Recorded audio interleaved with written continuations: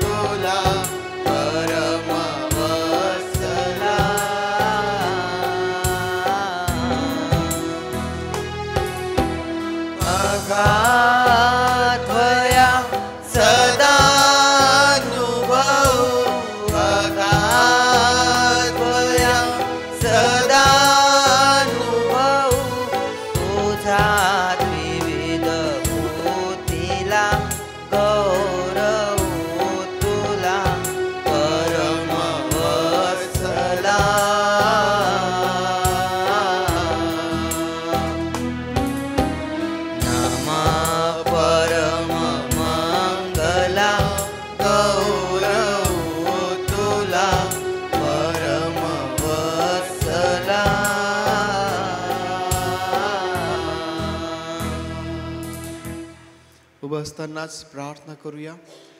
त्या प्रभू परमेश्वर देई बापाचा आभार मानूया त्याच्या सर्व दयेसाठी, त्याच्या कृपेसाठी.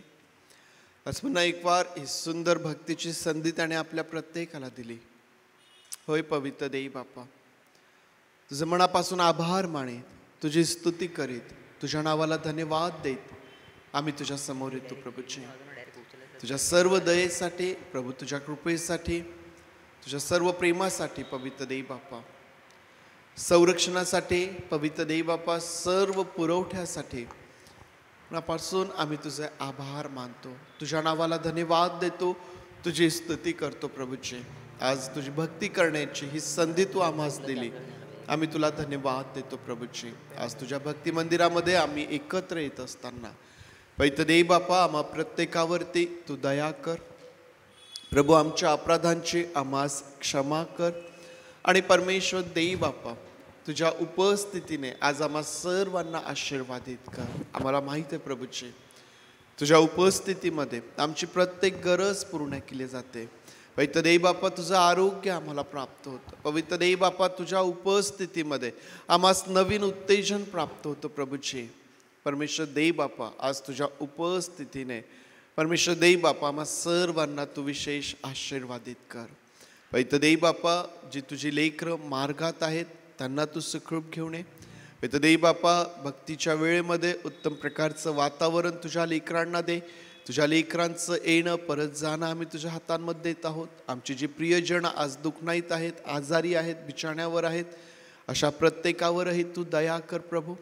परमेश्वर देई बापा, आजची सर्व भक्ती आम्ही तुझ्या हातांमध्ये समर्पित करीत आहोत. तुझं आणि तुझं गौरव तू करून घे. मनापासून पुन्हा एकदा तुझे आभार माने. प्रार्थना आमचा प्रभू येशू याच्या नावात मागतो म्हणून तू ऐक. आमेन आमेन. बसूया आपण. गीत गात त्या प्रभू परमेश्वर देई बापाला धन्यवाद देऊया. उपासना संगीतामधून 2 नंबरचं जे गीत आहे, मंगल चिंतन मंगल दर्शन मंगल तव गुणगाण. आपल्या सर्वांना येईल, सर्वजण मिळून गाऊया.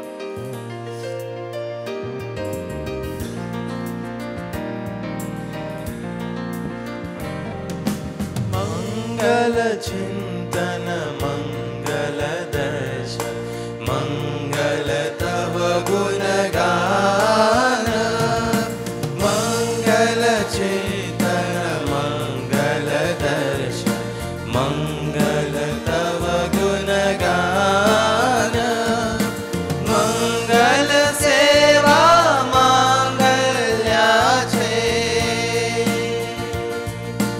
मंगल सेवा मांगल्याचे देवा तुझ निधान मंगल चिंतन मंगल दर्शन मंगल तव गुणगान अंतरयामी खाली वरती मागे पुढती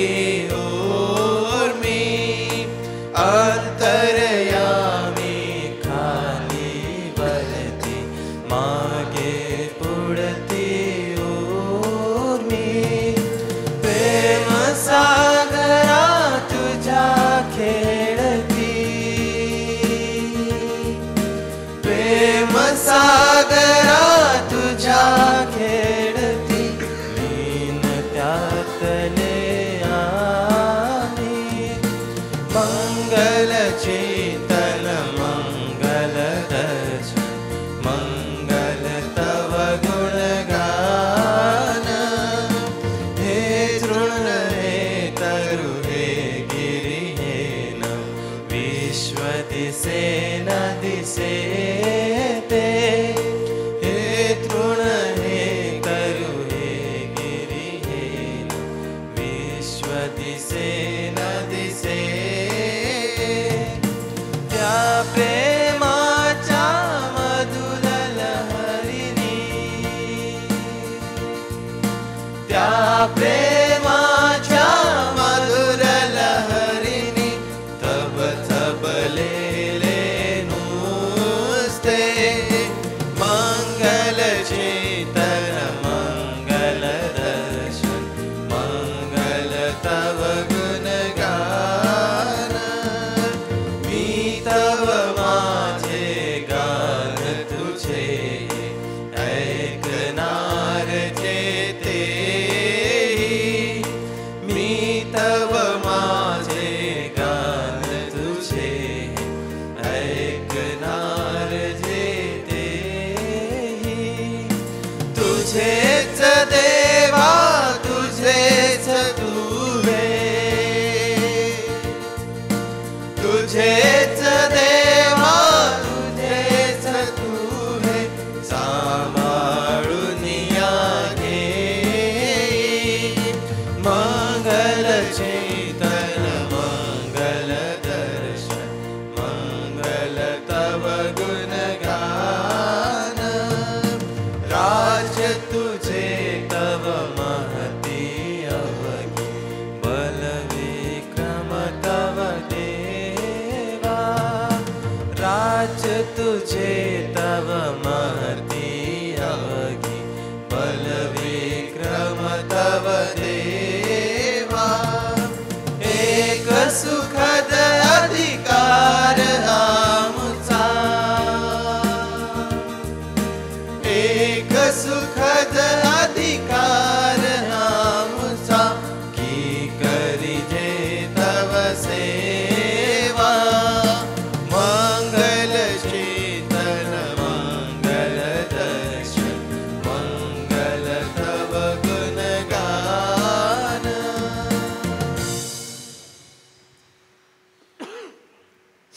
राज्य तुझे तव महती अवघी बलविक्रम तव देवा. राज्य, सर्व महिमा, सर्व ऐश्वर्य, सर्व वैभव त्या प्रभू परमेश्वराचा आहे. आणि टिळक फार सुंदर म्हणतात, एक सुखद अधिकार आमुचा. काय आहे तो अधिकार? आम्हाला त्याची सेवा करण्याची संधी मिळालेली आहे. आम्हाला त्याची भक्ती करण्याची संधी मिळालेली आहे. आम्हाला अशा अद्भुत परमेश्वर देवाची लेकरं होण्याची संधी मिळालेली आहे. टिळक म्हणतात, एक सुखद अधिकार अमुचा की करीजे तव सेवा ना. सुखद अधिकार, किती सुंदर टिळक या ठिकाणी आपले विचार, आपल्या भावना त्यांच्या शब्दामध्ये मांडतात. हा जो अधिकार आहे हा टिळक म्हणतात आमच्यासाठी सुखप्रद आहे, सुखद तो आहे. आणि म्हणून ही धन्यता त्या प्रभू परमेश्वराने तुम्हाला आणि मला देखील दिलेली आहे. त्या प्रभूचे पुन्हा गीत गाऊन त्याचे आभार मानूया. आपल्या सर्वांना येणारं गीत गाऊया उपासना संगीतामधून. किती गोड किती रे गोड नाम तव वाटे.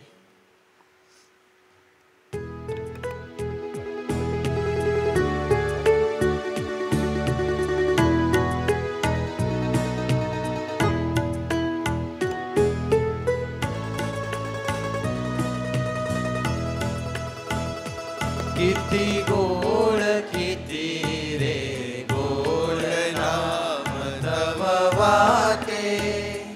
किती गोड किती रे गोड नाम तव वाटे. मन प्रेम रसाचा उले खळखळाटे. मन प्रेम रसाचा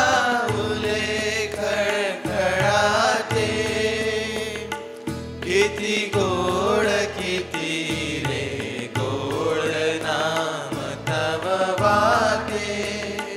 सहवास पुरे तव रास स्वर्ग मग येशू.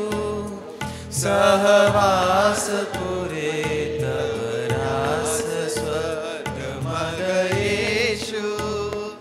नज तुझा दाखवी चरण तुझे आशू. नस तुझा दाखवी चरण तुझे आशू. किती गोड किती रे गोड नाम तव वाटे. कृतपटी तुझी गोमटी मूर्ती वसलेली. हृदपटी तुझी गोमटी मूर्ती वसलेली. ती उभीच माझ्या पुढे असो केली. ती उभीच माझ्या पुढे असो केली. किती गोड किती रे गोड नाम तव वाटे. तू प्रेम मूर्त तू प्रेम प्रेम तू देवा. तू प्रेम मूर्त तू प्रेम प्रेम तू देवा. प्रभु रूपा येशी धरून येशू नावा. प्रभु रूपा येशी धरून येशू नावा. किती गोड किती रे गोड नाम तव वाटे. मन मना एक वासना तुझ्या सहजावे. मन मना एक वासना तुझ्या सहजावे. हे आयु येथले तुझेच देवावे. हे आयु येथले तुझेच देवावे. किती गोड किती रे गोड नाम तव वाटे. यावेळेस पवित्र शास्त्रामधून एक स्तोत्र वाचूया. आणि आज आपल्यासाठी मिसेस हेमाशीजे वहिनी एक स्तोत्र वाचतील. पृथ्वी जलांवर विस्तारली त्याचे. कारण त्याची दया सनातन आहे. ज्याने मोठमोठ्या ज्योती निर्माण केल्या त्याचे. कारण त्याची दया सनातन आहे. ज्याने दिवसावर प्रभुत्व चालवण्यासाठी सूर्य निर्माण केला त्याचे. कारण त्याची दया सनातन आहे. ज्याने रात्रीवर प्रभुत्व चालवण्यासाठी चंद्र व सागरे निर्माण केली त्याचे. कारण त्याची दया सनातन आहे. ज्याने मिस्र देशातील प्रथम जन्मलेले मारून टाकले त्याचे. कारण त्याची दया सनातन आहे. ज्याने मिस्री लोकातून इस्रायल लोकांना बाहेर आणले त्याचे. कारण त्याची दया सनातन आहे. ज्याने प्रतापी हाताने व पुढे गेलेल्या बाहुने त्यांना बाहेर आणले त्याचे. कारण त्याची दया सनातन आहे. ज्याने तांबडा समुद्र दुभांगला त्याचे. कारण त्याची दया सनातन आहे. ज्याने इस्रायलास त्यामधून पार नेले त्याचे. कारण त्याची दया सनातन आहे. ज्याने फारोला व त्याच्या सैन्याला तांबड्या समुद्रात गडप केले त्याचे. कारण त्याची दया सनातन आहे. ज्याने आपल्या लोकांना रानातून नेले त्याचे. कारण त्याची दया सनातन आहे. ज्याने मोठमोठे राजे मारून टाकले त्याचे. कारण त्याची दया सनातन आहे. ज्याने प्रतापी राजे ठार केले त्याचे. कारण त्याची दया सनातन आहे. ज्याने आमोऱ्यांचा राजा सिमोन ह्याला ठार मारले त्याचे. कारण त्याची दया सनातन आहे. ज्याने बाशानाचा राजा ओग ह्याला ठार मारले त्याचे. कारण त्याची दया सनातन आहे. ज्याने त्यांचा देश वतन करून दिला त्याचे. कारण त्याची दया सनातन आहे. ज्याने आपला सेवक इस्राईल ह्याला तो वतन करून दिला त्याचे. कारण त्याची दया सनातन आहे. ज्याने आमच्या दैन्यावस्थेत आमची आठवण केली त्याचे. कारण त्याची दया सनातन आहे. ज्याने आम्हाला आमच्या शत्रूंपासून सोडवले त्याचे. कारण त्याची दया सनातन आहे. जो सर्व प्राण्यांना अन्न देतो त्याचे. कारण त्याची दया सनातन आहे. स्वर्गातील देवाचे उपकार स्मरण करा. कारण त्याची दया सनातन आहे. प्रभूची दया आपल्यावर खूप आहे आणि त्याची दया युगानुयुग पिढ्यानपिढ्या आपल्यावर चालतच आलेली आहे. म्हणून ह्या पिढीतही आपण जगत असताना त्याची त्याची कृपा, आपण आज इथे उपस्थित आहोत, आज आपण इथे उभे आहोत, त्याची दया आपल्यावर विपुल आहे, त्याचा आशीर्वाद, त्याची कृपा आज आपल्यावर आहे. म्हणून आज आपण त्याची उपासना आणि त्याची भक्ती करत आहोत. यासाठी मी परमेश्वराचे उपकार स्मरण करते. स्तोत्र संहिता 136 जे आम्हाला या गोष्टीची आठवण करून देतं की त्याची दया सनातन आहे. वेगवेगळ्या अद्भुत गोष्टी या प्रभू परमेश्वराने केल्या आहेत. अगदी सृष्टीच्या उत्पत्तीपासून तर आज तुमच्या आणि माझ्या या काळापर्यंत देखील वेगवेगळे अद्भुते, वेगवेगळी चमत्कार या प्रभू परमेश्वराने केलेली आहे. परंतु आज तुम्ही आणि मी आम्ही का त्याची दया सनातन आहे हे म्हणू शकतो? कारण वचन 23 मध्ये तो म्हणतो की ज्याने आमच्या दैन्य अवस्थेत आमची आठवण केली. आमच्या दैन्य अवस्थेमध्ये आम्हाला माहिती आहे की आमच्या जीवनामध्ये आम्ही कशा कशा प्रकारच्या संघर्षांमधून, कशा कशा प्रकारच्या परिस्थितींमधून आम्ही जातो, परंतु परमेश्वराची दया सनातन आहे. तो चांगला परमेश्वर आहे. आमच्या प्रत्येक परिस्थितीमध्ये तो आम्हासाठी चांगला आहे आणि त्याची दया आमच्यावरती आहे. आणि परमेश्वराची ही दया आपल्या लेकरांवरती, आपल्या विश्वासणाऱ्यांवरती सतत राहणार आहे आणि प्रभूचं गौरव तुमच्या आणि माझ्या जीवनातून होत राहणार आहे. याच परमेश्वर देई बापाची स्तुती आराधना करूया. त्याला आपल्या ओठांचं स्तुतिरूपी फळ सादर करूया. आज कपल कॉयर पुढे येईल आणि कपल कॉयर बरोबर काही गीतांच्या द्वारे आपण प्रभू देई बापाची स्तुती करूया. सर्वांना सलाम. यावेळेस आपण परमेश्वराच्या नावाला धन्यवाद देऊया, परमेश्वराची स्तुती करूया. गीतकर्ता म्हणतो अहो पृथ्वीवरील सर्व लोक हो, परमेश्वराचा जय जयकार करा, हर्षाने परमेश्वराची सेवा करा, गीत गात त्याच्या पुढे या. आपण परमेश्वराची स्तुती करत असताना, परमेश्वराच्या नावाला धन्यवाद देत असताना एक गीत गाणार आहो. उपासना संगीतमधून 227 नंबरचं गाणं आहे, ख्रिस्त हाची पाया आशेचा खंबीर. आपण सर्व मिळून हे गीत गाण्याचा प्रयत्न करूया.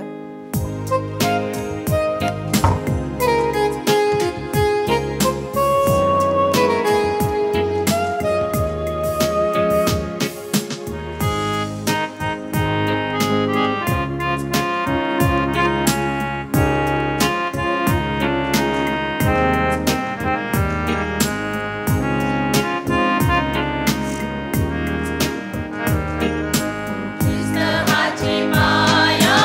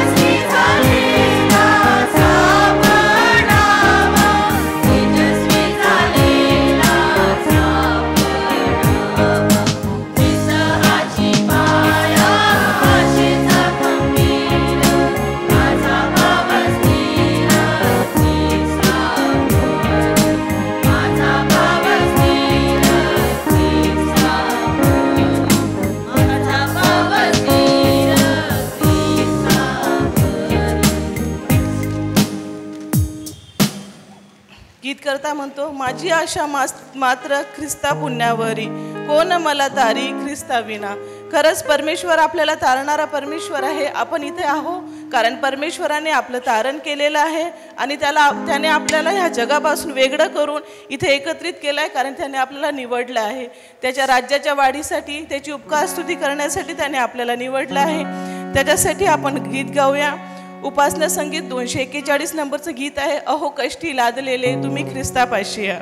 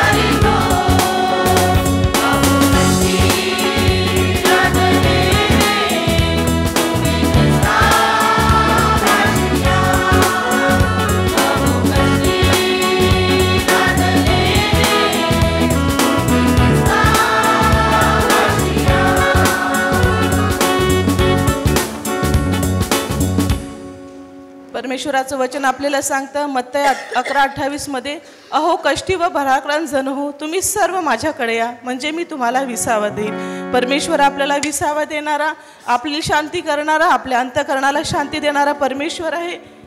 त्याच्यासाठी आपण गीत गाणार आहोत, आज का ये दिन शुभ दिन है.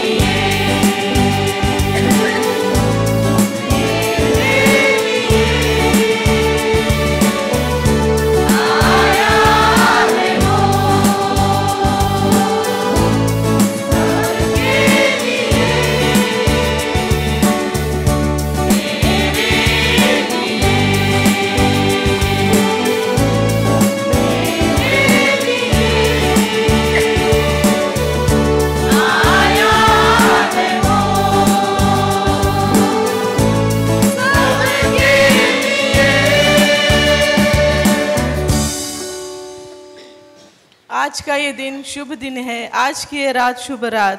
परमेश्वराने आपल्यावर एवढं प्रेम केलं. स्तोत्रकर्ता म्हणतो, परमेश्वराने नेमलेला हाच दिवस आहे, यात आपण उल्हास व आनंद करू. खरंच स्तोत्रसंहिता 124 मध्ये म्हटलेलं आहे, आज नेमलेला हाच दिवस आहे, आपण यात उल्हासाने आनंद करू. आपल्याला आपल्या जीवनामध्ये पुढे काय होईल काहीच माहीत नाही. देवबापाने आपल्याला ही संधी दिलेली आहे, त्याची उपकार स्तुती करण्याची, त्याच्या नावाचा धन्यवाद करण्याची. यावेळेस आपण गीत गाणार आहोत, तू है मेरा परमेश्वर पिता, मैं हूँ तेरी संतान.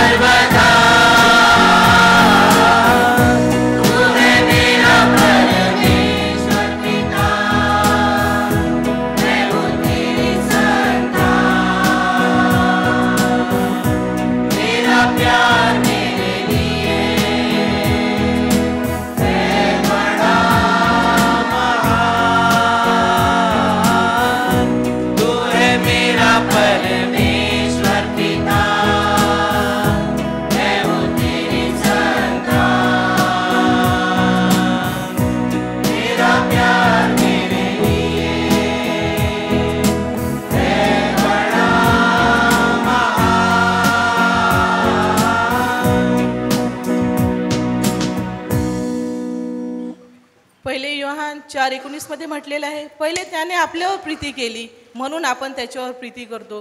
परमेश्वराची प्रीती अद्भुत आहे. त्याने आपल्याला दिलेली पहिली आज्ञा पण तीच आहे की तुम्ही एकमेकांवर प्रीती करा, जशी स्वतःवर तशी दुसऱ्यांवर प्रीती करा. आपण प्रीतीच्या अंतःकरणामध्ये जाऊया, आपण एकमेकांवर प्रीती करूया आणि त्याची उपकार स्तुती करत आपल्या प्रीतीचं दान परमेश्वराला देत यावेळेस आपण सर्वजण उभे राहूया. त्याच्या नावाला धन्यवाद देऊया, त्याच्या नावाची उपकार स्तुती करूया. त्याने इथपर्यंत आपल्याला सांभाळलेलं आहे. आपल्या प्रत्येक गरजेमध्ये, आपल्या प्रत्येक दुःखात सुखात त्याने आपल्यासोबत राहिलेला आहे आणि परमेश्वर आपली काळजी घेतो, आपल्या संगती तो राहतो. आपण त्याच्या नावाला धन्यवाद देऊया. यावेळेस आपण आपले डोळे बंद करून क्वायरसोबत मेरे खुदावन हो धन्यवाद हे गीत गाऊया. धन्यवाद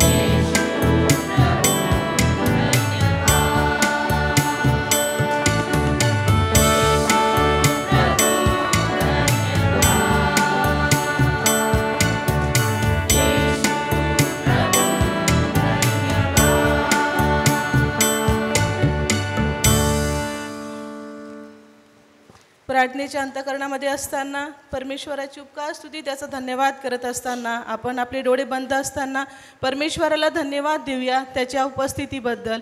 आज त्याने आम्हाला इथपर्यंत आणलेलं आहे, त्याची उपकार स्तुती करण्यासाठी त्याने आम्हाला निवडलेलं आहे. आपण परमेश्वराच्या नावाला धन्यवाद देऊया, त्याची उपकार स्तुती करूया. त्याने जगापासून आपल्याला वेगळं केलेलं आहे. या जगामध्ये अनेक लोक अनेक गोष्टींमध्ये गुरफटलेले आहेत, परंतु परमेश्वराने आपल्याला इथे एकत्रित केलं आहे. त्याची उपस्थिती आपल्यामध्ये आहे. त्याचे आमचे अंतःकरण त्याच्या उपस्थितीने भरून जाऊ द्या आणि परमेश्वराला आपल्या अंतःकरणात जागा देऊया. आपण त्या इथून रिकाम्या हाताने न जाता, रिकाम्या अंतःकरणाने न जाता आपण इथून परमेश्वराचं वचन घेऊन जाऊया. आपण यावेळेस प्रार्थना करूया. आकाश आणि पृथ्वीच्या उत्पन्नकर्त्या परमेश्वर पित्या, तुझी स्तुती करते, तुझ्या नावाला धन्यवाद देते प्रभूजी या सुंदर वेळेबद्दल. देवप्पा, आम्ही जे तुला अर्पण केलेलं आहे परमेश्वर देवप्पा, ते तू मान्य केलं म्हणून तुझ्या नावाला धन्यवाद देते प्रभूजी. तू आम्हाला ही संधी दिली परमेश्वर देवप्पा, इथे उभं राहून तुझी उपकार स्तुती करण्याची. तुझ्या नावाला धन्यवाद देते परमेश्वर देवप्पा. ही आमची योजना नव्हती परमेश्वर देवप्पा की आम्ही इथे यावं आणि तुझी उपकार स्तुती करावी.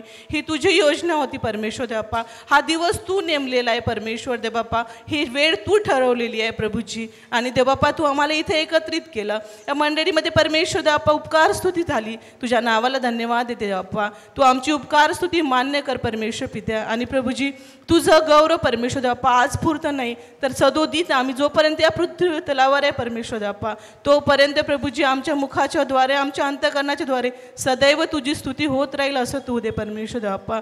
इथे असलेल्या प्रत्येकावर तू आपला आशीर्वाद दे देवप्पा. तू आम्हाला निवडलेलं आहे, इथे एकत्रित केलं म्हणून तुझ्या नावाला धन्यवाद देते देवप्पा. आम्ही इथं आलेलो असताना आमच्या अंतःकरणाचे दार तू उघड प्रभूजी.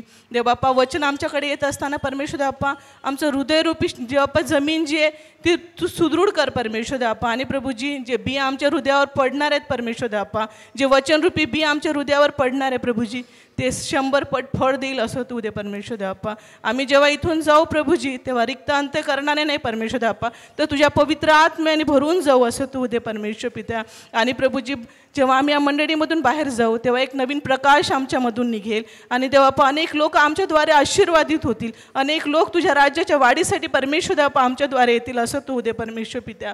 इथे असलेल्या प्रत्येकावर तू आपला आशीर्वाद दे देवप्पा. जी लोक येण्याच्या मार्गात आहेत त्यांना तू सुखरूप घेऊन ये देवप्पा. जी लोक येणार नाही आहे देवप्पा, त्यांच्या अंतःकरणात तू कार्य कर. आणि परमेश्वर देवप्पा, त्यांच्यासाठी मंदिराचे द्वार सदैव उघडे त्यांना समजू दे परमेश्वर देवप्पा. आणि प्रभूजी, पाळकसाहेब जे वचन सांगणार आहेत त्यांच्या जिभे ओठाला तू स्पर्श कर. तुझा पवित्र आत्मा तू त्यांना पाठव परमेश्वर देवप्पा. आणि प्रभूजी, तुझ्या पवित्र आत्म्याच्या द्वारे परमेश्वर दे बाप्पा, ते आम्हाला वचन सांगतील. आणि प्रभूजी, ही मंडळी आत्म्याने भरून जाईल असं तू दे परमेश्वर पित्या. पुढील संपूर्ण वेळ तुझ्या हातामध्ये देत. लहान विनंती माझ्या धन्यता आणणाऱ्या प्रभू येशू ख्रिस्ताच्या गोड आणि पवित्र नावात प्रार्थना केली म्हणून तू ऐक बाप्पा. आमेन. परमेश्वर देई बापाचं जे वचन आहे त्याकडं आपलं लक्ष यावेळेस आपण लावूया. 2 संदर्भ मी आज तुमच्याकरिता वाचत आहे. उत्पत्तीचं पुस्तक अध्याय 3. उत्पत्ती अध्याय 3 वचन 12. आदाम म्हणाला, जी स्त्री तू मला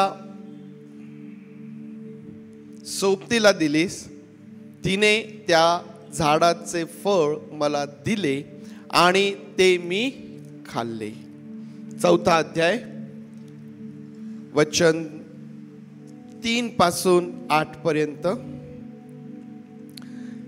काही काळ लोटल्यावर असे झाले की काईनाने परमेश्वराला शेताच्या उत्पन्नापैकी काही अर्पण आणले. हाबेलानेही आपल्या कळपातील प्रथम जन्मलेल्यातून म्हणजे त्यातल्या पुष्टातून काही अर्पण आणले. परमेश्वराने हाबेल व त्याचे अर्पण यांचा आदर केला, पण काईन व त्याचे अर्पण यांचा त्याने आदर केला नाही. म्हणून काईन संतापला व त्याचे तोंड उतरले. तेव्हा परमेश्वर काईनास म्हणाला, तू का संतापलास आणि तुझे तोंड का उतरले? तू बरे केलेस तर तुझी मुद्रा प्रसन्न होणार नाही काय? पण तू बरे केले नाहीस तर दाराशी पाप टपूनच आहे, त्याचा रोग तुझ्यावर आहे, याकरिता तू त्याला दाबात ठेव.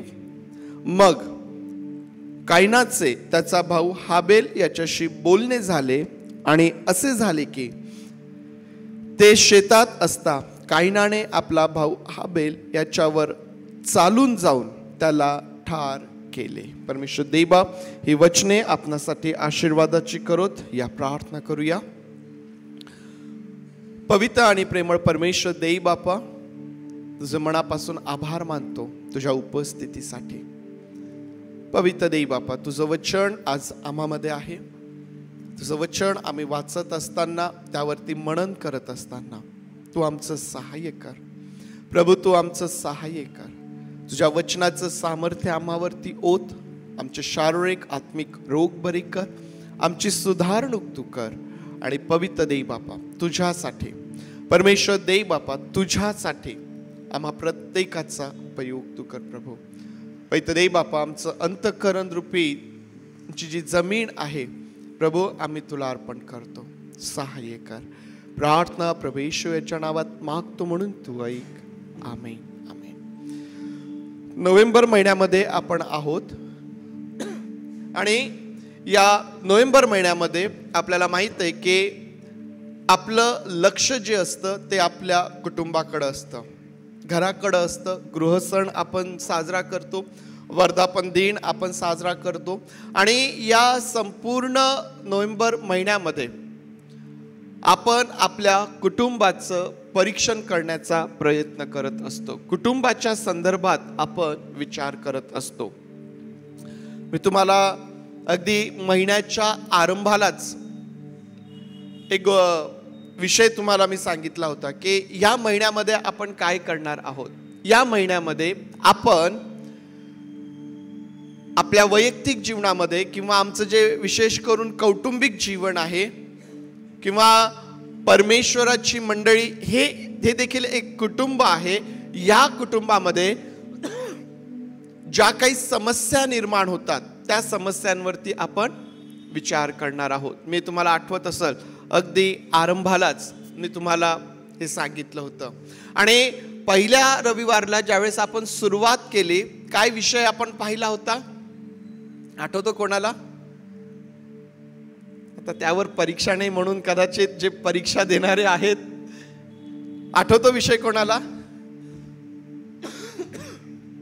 नातेसंबंध हा विषय आपण पाहिला होता. आणि हा विषय पाहत असताना प्रामुख्याने आमचे नातेसंबंध आमच्यासाठी आज समस्या आहे काय याचा विचार आपण केला होता. आणि मग या विषयावरती आपण विचार करत असताना नातेसंबंध याकरिता कोणत्या गोष्टी घातक आहेत, मानवी स्वभावामधल्या कोणत्या गोष्टी घातक आहेत याचा विचार आपण प्रामुख्याने त्या ठिकाणी केला. त्यानंतर मागच्या रविवारी ज्यावेळेस आपण बालक दिन साजरा केला, चिल्ड्रन्स डे साजरा केला, त्यावेळेला आपण जो विषय पाहिला तो म्हणजे देवाची चांगली मुले बना. प्रभू येशू ख्रिस्तावर आपण विश्वास ठेवला, त्या विश्वासाने आपल्याला देवाची मुले होण्याचा अधिकार तर मिळालेला आहे, परंतु आम्हाला फक्त मुलेच नाही तर आम्हाला चांगली मुले बनायची आहेत. आणि ही चांगली मुले बनण्याकरिता आम्हाला काय करायला पाहिजे, आमच्यासमोर काय समस्या असतात, आमच्यासमोर काय अडचणी असतात, त्यावरती आपण मागच्या रविवारी विचार केला. आज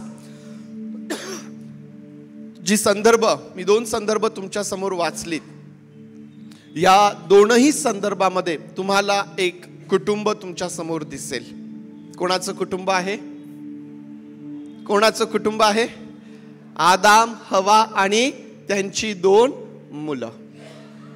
आदाम, हवा, काईन आणि हाबेल हे एक कुटुंब या 2 संदर्भामध्ये आज आम्हाला पाहायला भेटतं. प्रियांनो, आज जो विषय मला तुमच्यासोबत बोलायचा आहे,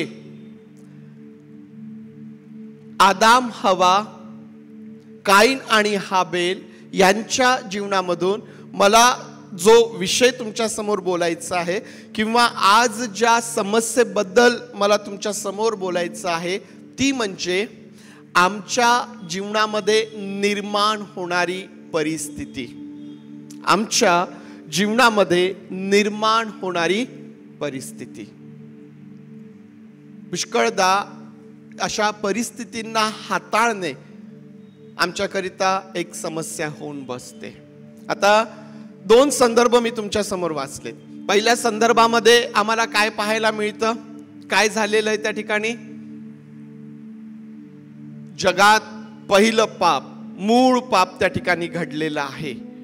आणि आदाम काय म्हणतोय की जी स्त्री तू मला सोबतीला दिली होती तिने मला ते फळ दिलं आणि मी ते खाल्लं.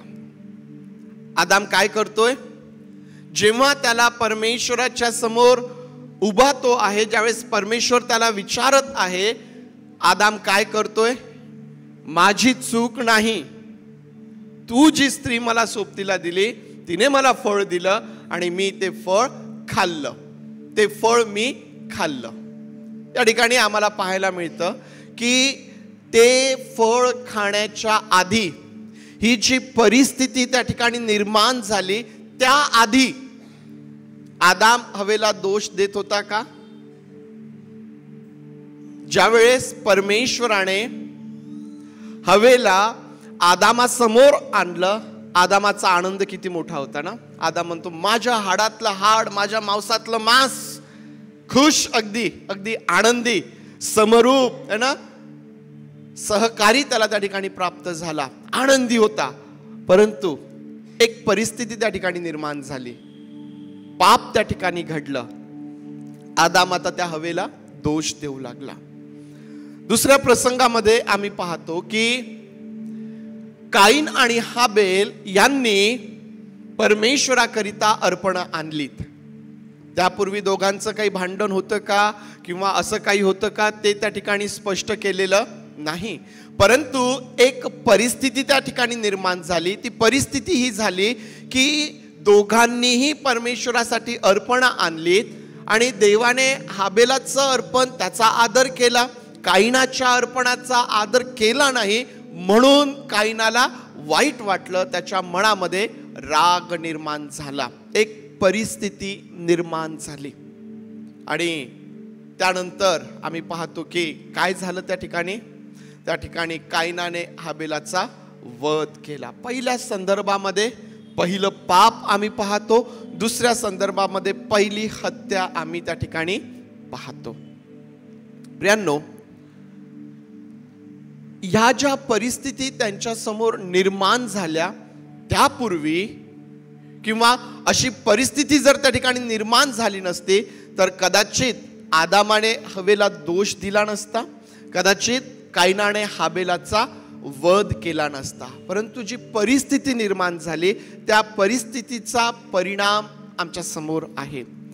आज मला तुम्हाला ह्याकडेच तुमचं लक्ष केंद्रित करायचं आहे की पुष्कळदा आम्ही जे एकमेकांबरोबर बांधलेले लोक आहोत, पुष्कळदा कुटुंबांमध्ये, भावाभावांमध्ये, रक्ताच्या नात्यांमध्ये जे वाद निर्माण होतात, पुष्कळदा मंडळीमध्ये जे वाद निर्माण होतात, पुष्कळदा आमच्या कुटुंबामध्ये जी परिस्थिती निर्माण होते, आम्ही एकमेकांचे वैरी आहोत काय? नाही. काय होतं? काहीतरी त्या ठिकाणी घडतं, कुठली तरी परिस्थिती त्या ठिकाणी निर्माण होते.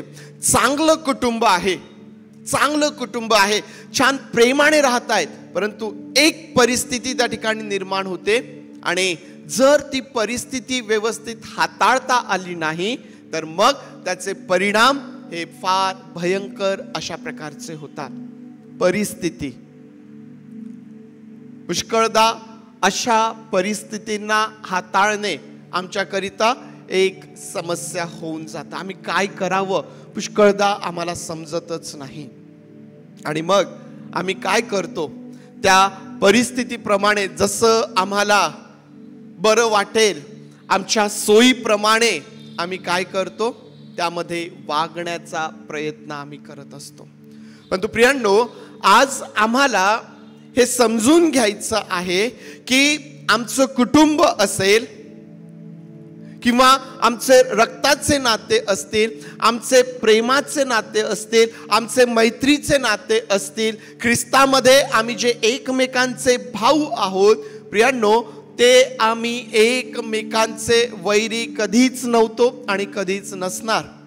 परंतु काहीतरी घडतं, कुठली तरी परिस्थिती निर्माण होते. अशा परिस्थितींना हाताळण्याकरिता आम्ही काय करायला पाहिजे याचा विचार आज आपण करणार आहोत. आम्ही ज्यावेळेस मी किंवा ज्यावेळेस माझं कुटुंब किंवा ज्यावेळेस माझी मंडळी अशा परिस्थितींमध्ये सापडते, त्यावेळेस आम्ही काय करायला पाहिजे याचा विचार आम्हाकरिता आशीर्वादाचा ठरेल. आणि आज त्याकडं आपण आपलं लक्ष लावूया प्रियांनो. पहिली गोष्ट, ज्यावेळेस असं काही घडतं, मग ते कुटुंब असेल किंवा ती मंडळी असेल, आमचे मैत्रीचे नाते असतील, प्रेमाचे नाते असतील, पहिली गोष्ट जी आम्हाला करायची आहे ती म्हणजे अशा परिस्थितींमध्ये आम्हाला धीर धरायचा आहे, संयम बाळगायचा आहे. आम्हाला प्रतिक्रिया देण्याची घाई करण्याची गरज नाही. आम्हाला ज्यावेळेस असं काही घडतं, मग मी वारंवार या गोष्टी बोलत आहे की आमचं कौटुंबिक जीवन असेल, कारण आपलं मुख्य लक्ष जे आहे ते आपल्या कुटुंबाकडं आहे, आपल्या कुटुंबाला सबळ करणे याकडं आहे, आपले नातेसंबंध सुदृढ करणे, मजबूत करणे याकडं ते आहे. आणि म्हणून मी वारंवार या गोष्टींचा उल्लेख करत आहे. आम्हाला ज्यावेळेस असं काही घडतं, सगळं सुरळीत चाललेलं असतं, काहीच नसतं, फार प्रेमाने राहत असतो, पती पत्नी फार प्रेमाने राहत आहेत, परंतु अचानक काहीतरी घडतं आणि मग परिस्थिती बदलून जाते. वाद त्या ठिकाणी सुरू होतात, मन त्या ठिकाणी खराब होतात, एकमेकांप्रती जी भावना असते, जी आपुलकी असते, जी प्रेम असते पुष्कळदा, ते त्या ठिकाणी दिसून येत नाही. काय करायचं अशा वेळेला? आम्हाला धीर धरण्याची गरज आहे, आम्हाला संयम बाळगायचा आहे. प्रतिक्रिया देण्याची घाई आम्ही करू नये. कारण ज्यावेळेस आम्ही प्रतिक्रिया देतो, आम्ही काय करतो? प्रतिक्रिया देत असताना एक तर आम्ही बोलतो, एक तर आम्ही कृती करतो. दोन गोष्टी प्रतिक्रियेमध्ये आम्ही करत असतो. एक तर आम्ही आमच्या शब्दांनी, आम्ही बोलण्याद्वारे प्रतिक्रिया देतो, किंवा मग आम्ही आमच्या कृतीद्वारे. एक गोष्ट लक्षात ठेवा, परिस्थिती बदलेल, परंतु त्या परिस्थितीमध्ये ज्यावेळेस आम्ही प्रतिक्रिया देण्याची घाई करतो, ज्यावेळेस आम्ही शब्दांनी किंवा कृतीने त्या ठिकाणी प्रतिक्रिया देतो, प्रियांनो, त्याचा परिणाम पुष्कळदा बराच वेळ तसाच राहतो. आमच्या शब्दांद्वारे, आमच्या कृतीद्वारे त्या परिस्थितीमध्ये एकमेकांच्या अंतःकरणावरती ज्या जखमा होतात प्रियांनो, त्या भरून निघायला मग वेळ लागतो. आणि म्हणून जेव्हाही आम्ही अशा एखाद्या परिस्थितीमध्ये सापडतो, आम्हाला धीर धरायचा आहे, संयम बाळगायचा आहे, आम्हाला प्रतिक्रिया देण्याची घाई आम्ही करू नये. परमेश्वर देव कायनाला काय म्हणतो? वचन 7 मध्ये परमेश्वर देव कायनाला काय म्हणतो? त्याला दाबात ठेव. काय म्हणतो तो शेवटचा भाग? त्याला दाबात ठेव, म्हणजे त्याला नियंत्रणात ठेव. जे काही तुझ्या मनामध्ये सुरू आहे, तुझ्या मनामध्ये तुझ्या भावाविषयीचा जो राग निर्माण झालेला आहे, तुझ्या मनामध्ये तुझ्या भावाविषयी जे सगळं सुरू आहे, त्यावरती तू नियंत्रण ठेव, त्यावरती तू ते दाबात ठेव. सैतान टपून बसलेला आहे, त्याचा रोख तुझ्याकडच आहे, तू त्याला दाबात ठेव. संयम बाळग, धीर त्या ठिकाणी तू धर. कायनाने परमेश्वराचं ऐकलं नाही, त्याने आपल्या त्या रागाला दाबात ठेवलं नाही, त्याने प्रतिक्रिया दिली. त्याचा जो राग होता तो त्या ठिकाणी त्याने व्यक्त केला. काय झालं? पहिली हत्या त्या ठिकाणी घडली. प्रियांनो, पुष्कळदा आज आम्ही आमच्या रक्तांच्या नात्यांना, आम्ही ख्रिस्तामध्ये असणाऱ्या एकमेकांसोबत असणारी जी आमची नाती आहे, यांचा आम्ही सहज वध करून टाकतो. आमच्या बोलण्याद्वारे, आमच्या कृतीद्वारे आम्ही या प्रकारे त्या ठिकाणी वागत असतो. आज परमेश्वर देव हा त्याच्या वचनांमधून जसा तो कायनाला सांगतो ना की दाबा ठेव, या ठिकाणी असणाऱ्या आम्हा प्रत्येकाला, तो मी असेल किंवा आपण सर्वजण जे या ठिकाणी बसलेले आहोत, परमेश्वर देव जसं कायनाला सांगतो ना, तो आम्हाला सांगतो की नियंत्रणात ठेव, दाबात ठेव. तुझ्या मनात तुझ्या भावाविषयी काही असेल, तुझ्या मनात तुझ्या बहिणीविषयी काही असेल, त्यावरती तू नियंत्रण ठेव, धीर धर, संयम त्या ठिकाणी आम्हाला बाळगायचा आहे. परमेश्वर देव आम्हाला अशा प्रकारे सांगतो की शांत व्हा आणि लक्षात ठेवा की मीच देव आहे. शांत व्हा आणि लक्षात ठेवा की मीच देव आहे. अशा प्रसंगांमध्ये ज्या वेळेस सगळं सुरळीत आहे आणि अचानक एक परिस्थिती निर्माण झाली आणि वातावरण बदलू लागलं, मन बदलू लागले, सगळं काही बदलू लागलं, धीर धरा, संयम बाळगा. परमेश्वर देव म्हणतो शांत व्हा आणि लक्षात ठेवा की मीच देव आहे. अशा परिस्थितींमध्ये आम्हाला धीर धरायचा आहे, संयम बाळगायचा आहे. मी नेहमी ही गोष्ट सांगतो की ज्यावेळेस आम्ही धीर धरतो त्यावेळेस आम्ही परमेश्वराला आमच्या त्या परिस्थितीमध्ये काम करण्याकरिता जणू काही आमंत्रित करतो. आम्ही परमेश्वराला वेळ त्या ठिकाणी देतो. ज्यावेळेस आम्ही धीर धरतो, आम्ही म्हणतो परमेश्वर देवा मी शांत आहे, प्रभू मला माहित आहे की तू माझा परमेश्वर आहे, तू ये आणि तू या परिस्थितीमध्ये काम तू कर. आणि प्रियांनो, परमेश्वराचं काम कसं असतं? परमेश्वराचं काम कसं असतं? तो असं म्हणतो की राष्ट्रांमध्ये माझा महिमा वाढेल, पृथ्वीवर माझा महिमा वाढेल. ज्यावेळेस तुम्ही आणि मी शांत राहतो, ज्यावेळेस तुम्ही आणि मी परमेश्वराला काम करू देतो, देवाचं गौरव त्या ठिकाणी होतं. देवाचं गौरव कसं होतं? दोन भावांनी भांडून एकमेकांपासून वेगळं व्हावं, यात देवाचं गौरव होतं का? त्यात देवाचं गौरव होत नाही. परंतु त्या परिस्थितीमध्ये परमेश्वर त्याचं काम करतो आणि ज्यावेळेस परमेश्वर त्यांना पुन्हा प्रीतीमध्ये एकमेकांना बांधतो ना, त्या ठिकाणी देवाचं गौरव होत असतं. परमेश्वर म्हणतो की तो धनुष्य मोडणारा, भाला तोडून टाकणारा, रथ अग्नीत जाळून टाकणारा परमेश्वर आहे. शांत व्हा आणि लक्षात ठेवा की मीच देव आहे. पहिली गोष्ट अशा परिस्थितीमध्ये जी आम्हाला करायची आहे ती म्हणजे आम्ही धीर धरायचा आहे, संयम बाळगायचा आहे, प्रतिक्रिया देण्याची घाई आम्ही करू नये. दुसरी गोष्ट आम्हाला जी करायची आहे, अशी परिस्थिती ज्यावेळेस आमच्या समोर निर्माण होते, आमच्या कुटुंबामध्ये, आमच्या मंडळीमध्ये, त्यावेळेस आम्हाला दुसरी एक गोष्ट करायची आहे. धीर तर आम्हाला धरायचाच आहे, दुसरी एक गोष्ट आम्हाला करायची आहे की या परिस्थितीमध्ये, निर्माण झालेल्या कठीण आणि प्रतिकूल परिस्थितीमध्ये आम्हाला चांगल्या परिस्थितीची आठवण करायची आहे. समजतं? चांगल्या परिस्थितीची आठवण करायची आहे म्हणजे आम्ही पूर्वी आज माझं मन खराब झालं, आज आमचे संबंध खराब झालेत, परंतु आम्हाला काय आठवायचे आहेत की ज्यावेळेस आमचे संबंध चांगले होते, ही परिस्थिती निर्माण होण्याच्या आधी आम्ही कसा एकमेकांसोबत वेळ घालवलेला आहे, आम्ही कसं एकमेकांबरोबर परमेश्वराचं गौरव केलेला आहे, आनंद केलेला आहे. आम्हाला ती जुनी परिस्थिती जी आहे ती आम्हाला आठवायची आहे. कारण प्रियांनो, ज्यावेळेस अशी परिस्थिती निर्माण होते ना, तिचा परिणाम म्हणजे जे पहिले चांगलं होतं त्याचा विसर आम्हाला पडून जातो. जे पहिले चांगली परिस्थिती होती त्या चांगल्या परिस्थितीचा विसर आम्हाला पडतो आणि मग या वर्तमान परिस्थितीमध्ये जी आज बिघडलेली आहे त्यामध्ये आमची मनस्थिती बदललेली असते. आमचं मन आणि आमच्या भावना, आमचे विचार, सगळं काही आम्हाला ती जुनी परिस्थिती आम्हाला आठवायची आहे. मी तुम्हाला सुरुवातीला सांगितलं, फळ खाण्याच्या आधी, पाप घडण्याच्या आधी आदाम हवे संदर्भात काय बोलत होता आणि आता तो हवे संदर्भात काय बोलत आहे.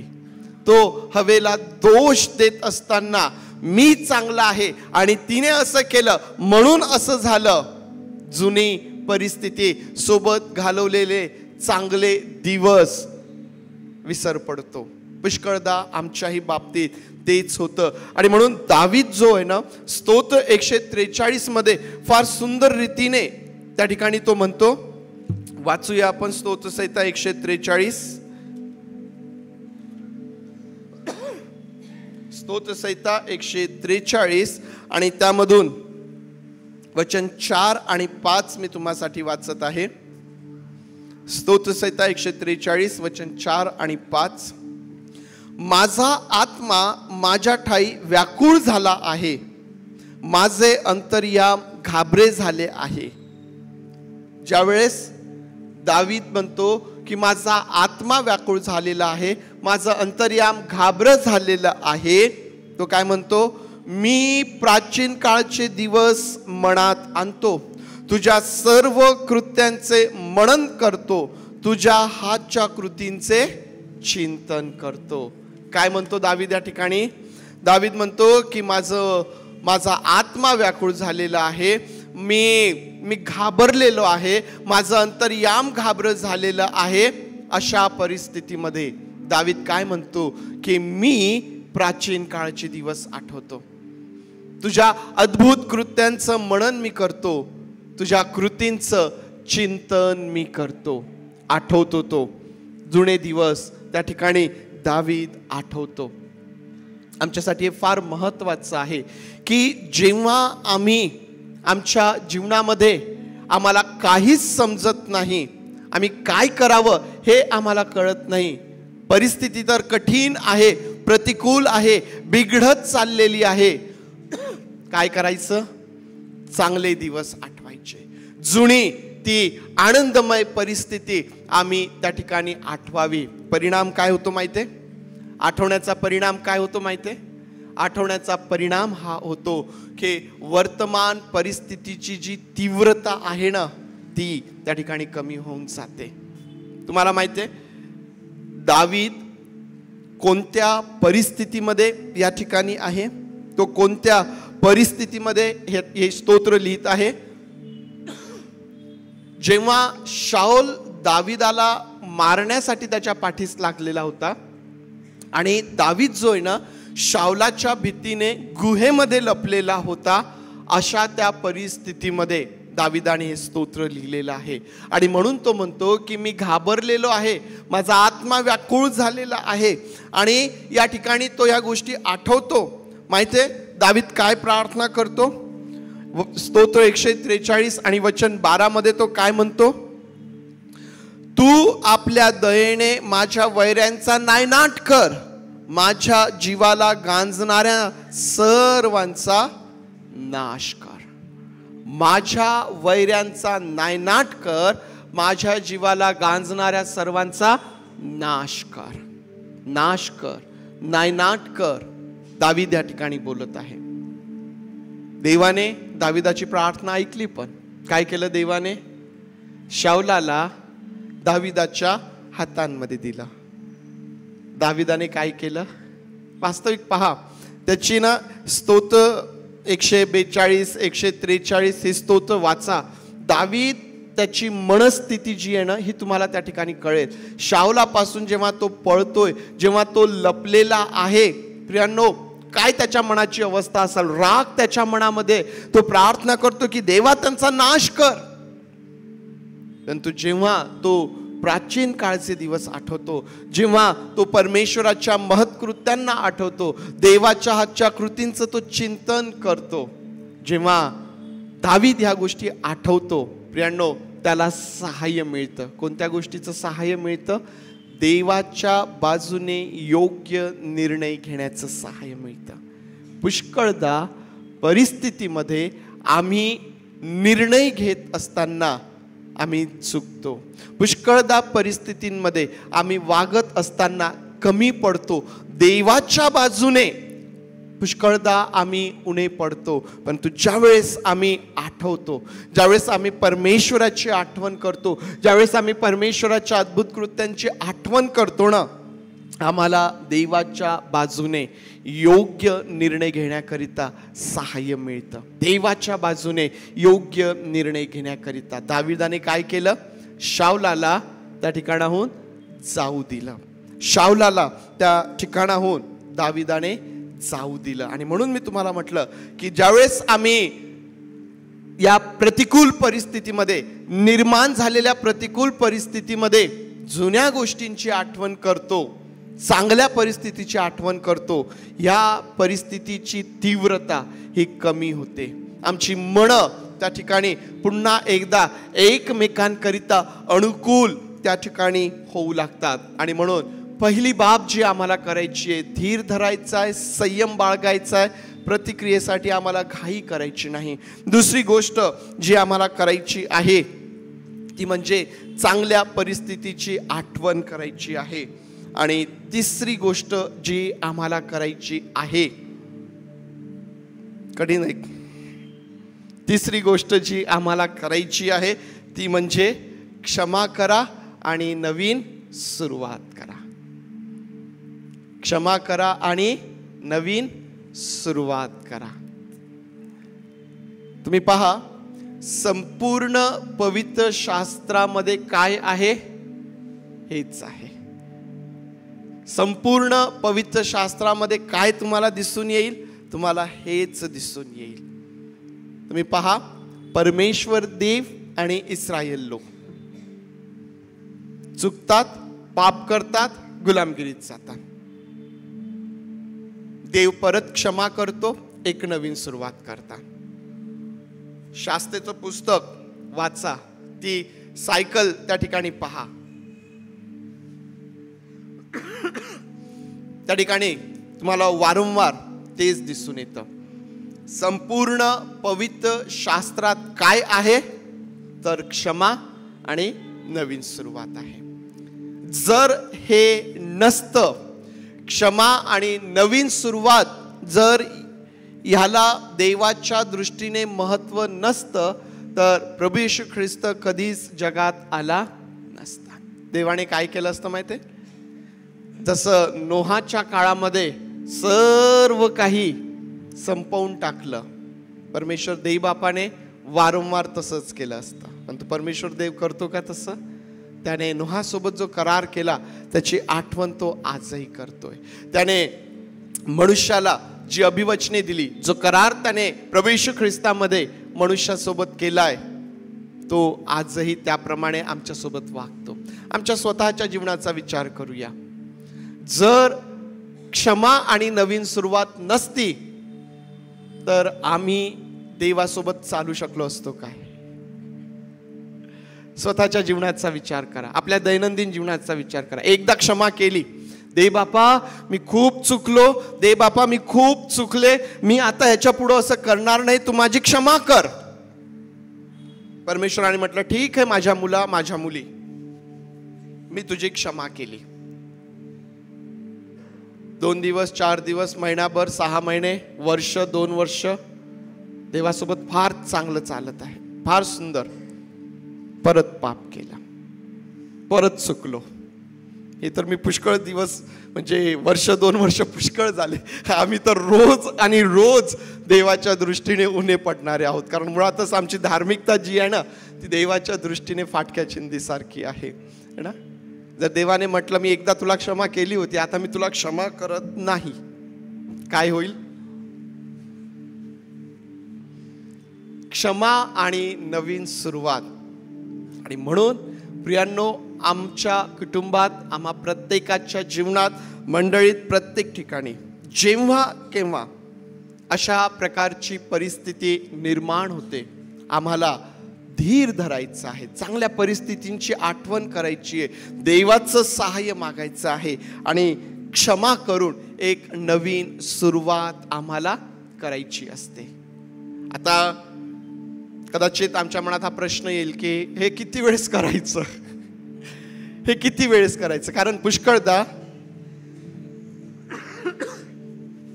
याचा गैरफायदा देखील घेतला जातो, आम्हाला असं वाटतं. म्हणजे मी किती वेळेस क्षमा करायची आणि नवीन सुरुवात करायची, असं किती वेळेस करायचं, किती वेळेस करायचं? मला नाही माहित किती जणांच्या मनात हा प्रश्न येत असेल, परंतु हा प्रश्न पेत्रालाही पडला होता. तुम्ही जर मत्ते 18 आणि 22 जर वाचलं ना, तर त्या ठिकाणी तुम्हाला कळेल की 21-22 जर तुम्ही वाचलं तर त्या ठिकाणी तुम्हाला कळेल, पेत्र येतो आणि प्रभू येशू ख्रिस्ताला म्हणतो, माझ्या भावाने माझा दोष केला असता मी त्याला किती वेळेस क्षमा करू? पेत्र उत्तर देतो, मी 7 वेळेस क्षमा करू का? प्रभू म्हणतो, मी तुला 7 वेळेस तर नाही म्हणत, 7च्या 70 वेळेस, 7च्या 70 वेळेस क्षमा कर. क्षमा करणे आणि नवीन सुरुवात करणे प्रियांनो, हे फार महत्त्वाचं आहे. कारण तुम्ही आणि मी देवाचे लोक आहोत आणि आमच्या समोर आमच्या ख्रिस्ताचं वचन, आमच्या परमेश्वराचं वचन आणि स्वतः प्रभू येशू ख्रिस्ताने जो कित्ता आम्हाला घालून दिलेला आहे ना, तो त्याचं अनुकरण आम्हाला आमच्या जीवनामध्ये करायचं आहे. त्याप्रमाणे आम्हाला आमच्या जीवनामध्ये पुढं आम्हाला जायचं आहे. आणि म्हणून जर कोणाच्या मनात असं असेल, मी किती वेळेस असं करू, तर तुम्हाला उत्तर मत्ते 18-22 आहे. 7 वेळेस काय, 7च्या 70 वेळेस तसं करा, प्रत्येक वेळेस. कदाचित तुम्ही म्हणाल की ह्यामुळं आमचा गैरफायदा घेतला जातो. मी तुम्हाला एक फार महत्त्वाचं सांगेल की तुम्ही देवाच्या बाजूने निर्दोष असा. तुम्ही देवाच्या बाजूने निर्दोष असा. तुम्ही आणि मी देवाचे दोषी ठरू नये. शाऊलाला आणि दाविदाला आपल्या समोर आणा. दाविदाला परमेश्वराच्या मनासारखं म्हटलेलं आहे. दाविदाने एकदा शाऊलाला सोडलं का? वारंवार परमेश्वर शाऊलाला दाविदाच्या हातात देतो. दाविदाला संधी मिळते की आता आपल्या वैऱ्याचा जो आपल्या पाठीस लागलेला आहे त्याला संपवून आपण एक म्हणजे निर्भय अशा प्रकारचं जीवन जगावं. देवाने राजा होण्यासाठी अभिषेक केलेला आहे, राजा बनावं आणि एक चांगलं जीवन त्या ठिकाणी जगावं. दावीद तसं नाही करत. जितक्यांदाही त्याच्या समोर ती संधी येते, दावीद देवाच्या बाजूने निर्दोष ठरलेला आहे आणि म्हणून दाविदाला देवाच्या मनासारखं ठरलेलं आहे. शाऊलाने काय केलं? वारंवार दाविदाचा गैरफायदा घेतलेला आहे. कुठपर्यंत दावीद शाऊलाला संधी देतो? अगदी शेवटपर्यंत. इवन तुम्ही पहा, जेव्हा शाऊल मरण पावतो ना, दावीद शाऊलासाठी दुःख देखील त्या ठिकाणी करतो. दुःख देखील त्या ठिकाणी करतो. तुम्हाला आणि मला देवाच्या बाजूने निर्दोष आपण असायला पाहिजे. आपले नातेसंबंध असतील किंवा आमचं जे संपूर्ण जीवन आहे ते आम्ही देवाच्या बाजूने आम्हाला निर्दोष असायला पाहिजे. आणि म्हणून आज देवबापाचं जे वचन आमच्यासाठी आहे प्रियांनो, आमचं कुटुंब, आमची मंडळी, आमचा समाज आमच्या समोर आहे आणि आम्ही सोबत एकत्र राहत असताना, आम्ही एकत्र जात असताना आम्ही ही अपेक्षा करू शकत नाही की कधीच नात्यांमध्ये प्रतिकूल परिस्थिती निर्माण होणार नाही. परंतु जेव्हा केव्हा नात्यांमध्ये प्रतिकूल परिस्थिती निर्माण होते, धीर धरा, संयम बाळगा, प्रतिक्रिया देण्याची घाई करू नका. मागचे चांगले दिवस आठवा, मागचे चांगले दिवस आठवा आणि क्षमा करा आणि एक नवीन सुरुवात करा. या गोष्टीद्वारे आम्ही आमच्या जीवनामध्ये निर्माण होणाऱ्या परिस्थितींना हाताळू शकतो आणि आम्ही या परिस्थितींना हाताळत असताना आम्ही देवाच्याही बाजूने आम्ही निर्दोष आम्ही ठरू शकतो. आणि ज्यावेळेस आम्ही या प्रकारे आमच्या सर्व परिस्थितींना हाताळतो प्रियांनो, परमेश्वराचं गौरव त्या ठिकाणी होत असतं. जी सर्व प्रयत्न त्या ठिकाणी असतात, आमचा शत्रू, आमचा वैरी जी सर्व हल्ले आमच्यावरती, आमच्या कुटुंबावरती, आमच्या मंडळीवरती करत असतो प्रियांनो, तो त्या ठिकाणी हरतो. कारण आम्ही आमच्या शक्तीने, आम्ही आमच्या बुद्धीने त्याला सामोरे जात नाही, तर आम्ही आमच्या परमेश्वराच्या सहाय्याने, आमच्या परमेश्वराला आम्ही समोर करतो आणि त्याद्वारे परमेश्वराचं गौरव आमच्या जीवनामधून होतं. या आज आपले डोळे बंद करूया आणि आज जे देवबापाचं वचन आमच्याकडं आलेलं आहे प्रियांनो, आज ते आम्हाला काय सांगत आहे? आज ते आम्हाला काय सांगत आहे? आज ते आम्हाला काय सांगत आहे? हे देवबापाचं वचन आज आम्हाला काय सांगत आहे? ते आमच्यासोबत काय बोलत आहे?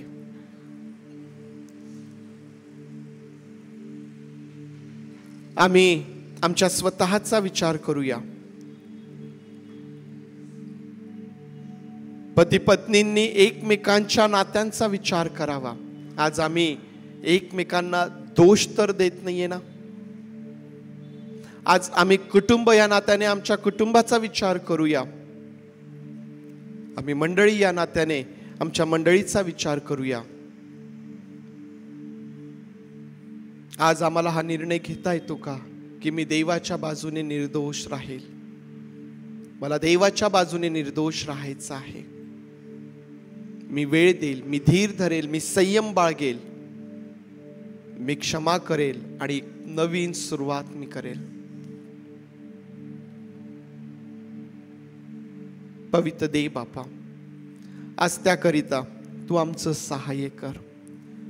परमेश्वर देव बापा, त्याकरिता तू आमचं सहाय्य कर. प्रभूचे आज आम्ही तुझ्या समोर आहोत माझ्या देव बापा. देव बापा, आमचं जीवन, आमचं कुटुंब, आमची मंडळी ही आम्हाला तुझ्यापासून मिळालेली आहे आणि ती जपणे, आमचं कुटुंब जपणे, आमचे नातेसंबंध आम्ही जपावेत प्रभू. देव बापा, त्याकरिता तू आमचं सहाय्य कर. पुष्कळदा एखादी परिस्थिती ज्यावेळेस निर्माण होते आम्ही ती योग्य रीतीने हाताळावी प्रभू. त्या परिस्थितीमध्ये आज आम्ही काय करावं म्हणून तू आमचं सहाय्य कर. तू आम्हासोबत बोल. आज तुझा दास या नात्याने माझी प्रार्थना आहे प्रभू. परमेश्वर देव बापा, जर आम्हापैकी कोणाचे नाते संबंध एकमेकांसोबत बिघडलेले असतील तर देव बापा ते नीट होण्याकरिता आणि आमच्यापैकी कोणीही तुझ्या बाजूने दोषी ठरू नये याकरिता मी प्रत्येकाला तुझ्या हातांमध्ये सोपवित आहे.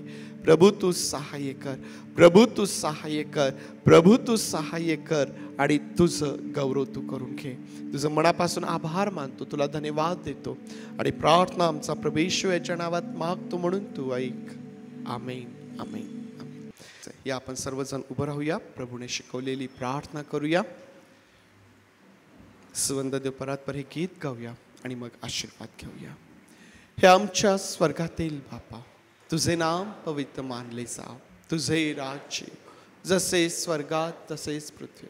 तुझ्या इच्छेप्रमाणे आमचे रोजची भाकर आज आम्हास दे आणि जसे आम्ही आमच्या ऋण्यास ऋण सोडले आहेत तसेच तो आमचे ऋणे आम्हास सोड आणि आम्हास परीक्षेत नकोस तर आम्हास वाईटापासून सोडी. कारण की राज्य, सामर्थ्य आणि गौरव हे सर्व काळ तुझेच आहे. आमेन.